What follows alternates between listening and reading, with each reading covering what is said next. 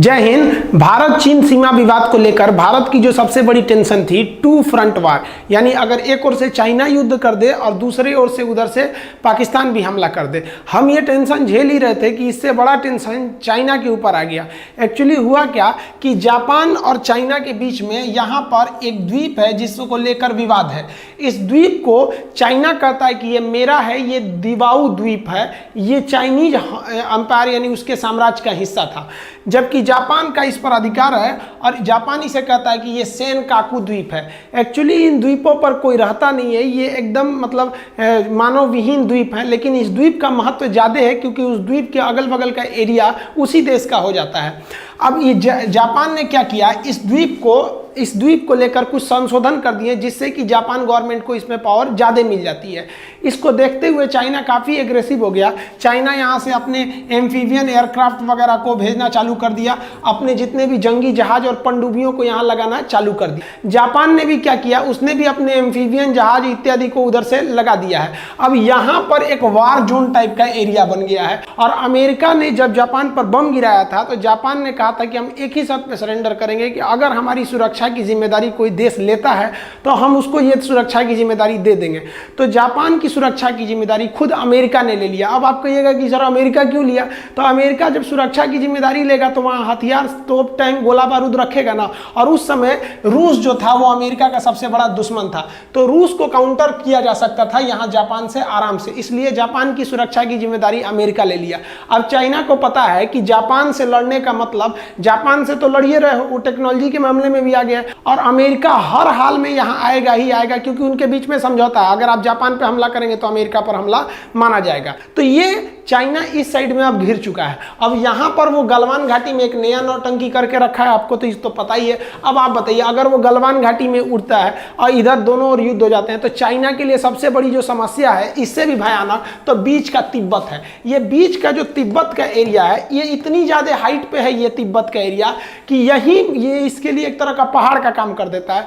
इससे उधर और उधर में ले जाने में, आर्मी डिप्लॉय करने में काफ़ी ज़्यादा समस्या आ जाती है। इसलिए अब चाइना जो है वो गलवान घाटी को लेकर थोड़ा सा एग्रेसिव में थोड़ा कमी लाया है। वो इसे बातचीत करके निपटाना चाहता है, लेकिन वो मीडिया के थ्रू प्रोपेगेंडा फैलाना चाह रहा है कि हम देख लेंगे, यहाँ पे उधर घिर जाएगा, बहुत अच्छा है। अब चाइना क्या कर रहा है, उसका ग्लोबल टाइम्स की अमेरिका इसका फायदा उठा रहा है, अमेरिका भारत का समर्थन करना चाह रहा है, क्योंकि अमेरिका देखा है कि गलवान घाटी में चाइना फंसा हुआ है। इसलिए अमेरिका जानबूझ के जापान को कहा है कि तुम इस एरिया में एग्रेसिव हो जाओ। तो भाई इंडिया भी तो कह सकता है कि चाइना हमारी गलती का फायदा उठा रहा है, हमारी पोजीशन का फायदा उठा रहा है कि भारत कोरोना को लेकर टेंशन में है, हमारे पास 4 लाख से ज़्यादा केसेज आ रहे हैं, तो हम लोग की इस कमजोरी का फायदा उठा के तुम भी तो घुसना चाह रहे हो। तो बहुत अच्छा है, नहले पे दहला। अब आइए लड़िए। बहुत कह रहे थे, पाकिस्तान के लोग कह रहे थे तुम्हें टू फ्रंट वार झेलना है, झेलिए आप अच्छा से टू फ्रंट वार। और अगर इस मुद्दे में पाकिस्तान टांग लड़ाएगा ना, तो अमेरिका ने जितने भी F-16 जहाजें दे रखे हैं, उन F-16 जहाजों के दम पर पाकिस्तान जो कूदता है कि हम टू फ्रंट वार खोलेंगे, उसका सारा का सॉफ्टवेयर जो है वो अमेरिका के पास है। अमेरिका चाहेगा तो एक बार उस सॉफ्टवेयर में चेंजिंग करेगा, पूरी की पूरी जहाजें वो ग्राउंड हो जाएंगी। चाइना ने नेपाल के 10 से 11 ऐसे जगह पर हैं जहां पर वो इंक्रोच यानी बढ़ावा, अपने अतिक्रमण करके कब्जा कर लिया है उस जगह को।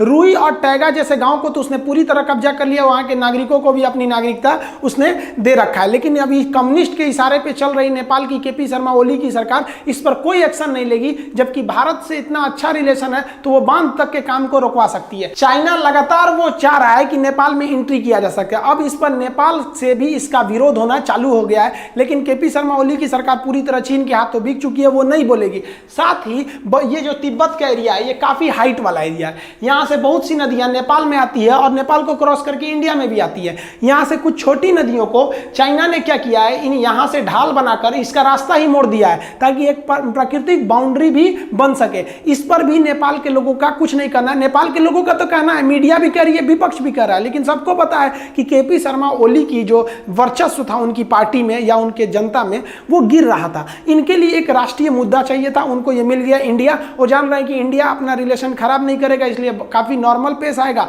और वो क्या करेंगे भाई, इसी को भजा के अपने चुनाव में अपनी कुर्सी स्थिति बचा लेंगे। अतः ये भारत के लिए एक अच्छी खबर है। हालांकि गलवान घाटी में जो फिंगर एरियाज हैं और जो पांगसो लेक है वहां अभी भी विवाद गरमाया हुआ है। हमारे आर्मी चीफ लद्दाख गए थे और जो सोल्जर्स थे जो हॉस्पिटल में हैं अभी, जिनका इलाज चल रहा है, जिन्हें छोटी मोटी चोटें आई थी, उनसे मिले, उनसे कहें भी कि आपने बहुत बहादुरी का काम किया है, लेकिन काम अभी बाकी है। अभी भी हमारे यहाँ कोर्प्स और कोर लेवल की मीटिंग चल रही है जिसमें हमारे सेना के बड़े अधिकारी भाग ले रहे हैं। अभी भी इसका कोई ठोस नतीजा नहीं आया है। उधर पाकिस्तान की ओर से उच्च आयोग को लेकर विवाद शुरू हो गया है। अब ये उच्च आयोग क्या होता है, हाई कमीशन क्या होते हैं, राजदूत क्या होते हैं, एम्बेसडर क्या होते हैं, कॉन्वॉय क्या होते हैं, कॉन्सुलेट क्या किसे कहते हैं, वीजा क्या है, अभी अमेरिका ने H1B वीजा पे अपना जो कटौती किया उसके लिए भारत पर क्या असर पड़ेगा, इसको समझेंगे हम नेक्स्ट वीडियो में। तब तक के लिए जय हिंद।